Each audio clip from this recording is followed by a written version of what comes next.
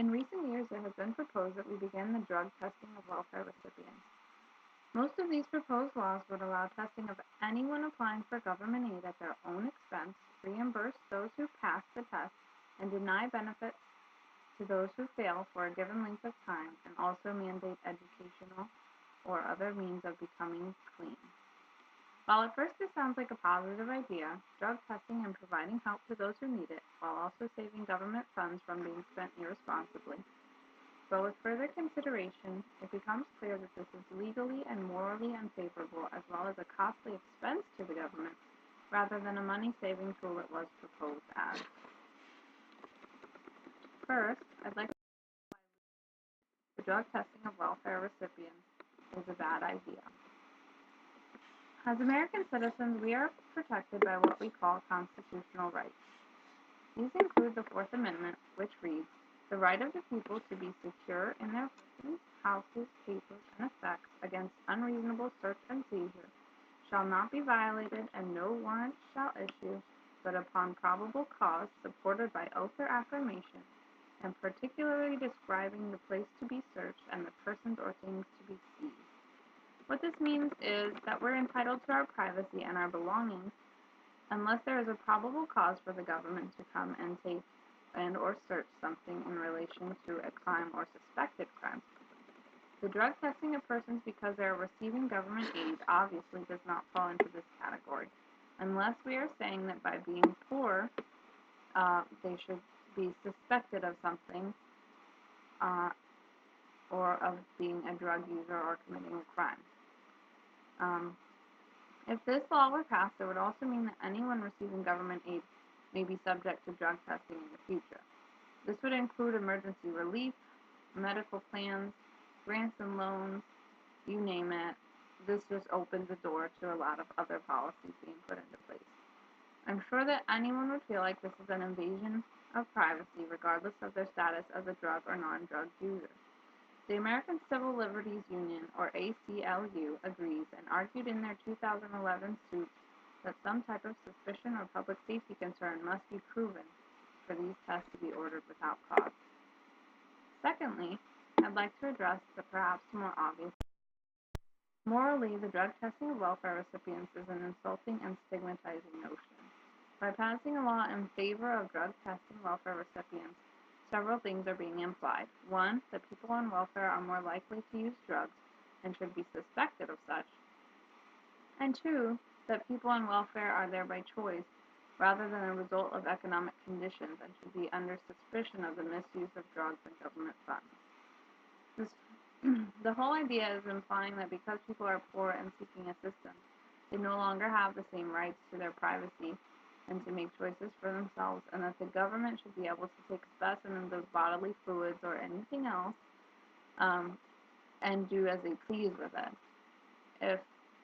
This just seems ridiculous to me, and it makes me wonder what the next law is going to be. Are they going to start searching the houses of those who get government aid to make sure they're spending it appropriately, how the government deems appropriately?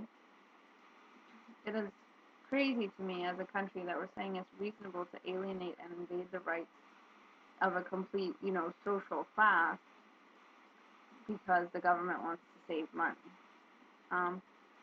I guess a way to maybe make this touch home to some of you, anyone taking a government grant or loan to fund your education, would you feel insulted if the financial aid office handed you a cup for a urine specimen before approving your status as a student? I'm all for holding people responsible for their actions and government improvements on programs to prevent fraud and abuse of funds, and even cracking down on drug use in the general population, but this seems like a really bad way to go about it. Testing welfare recipients would be costly and wasteful use of government funds. In Florida's brief run of the program in 2011, the Department of Children and Families reported that only 2.5% of applicants tested positive for drugs.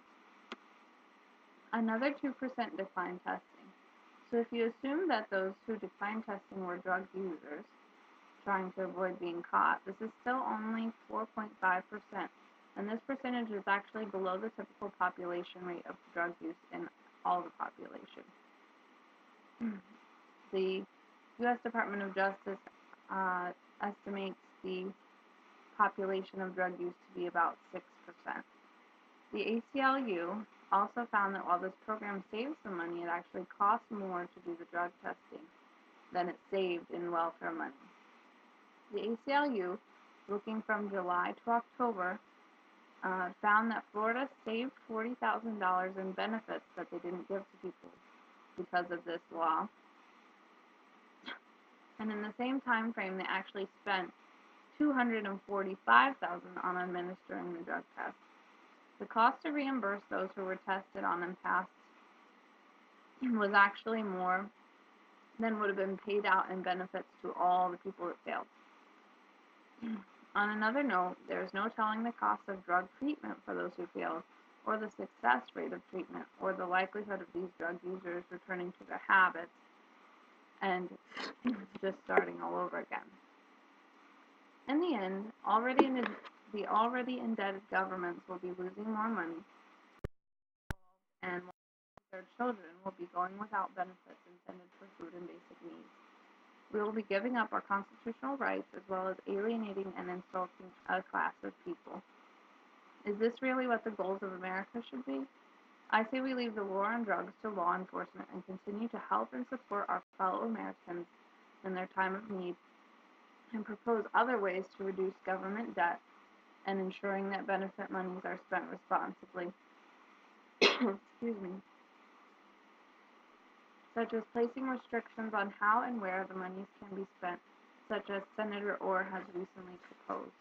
Thank you.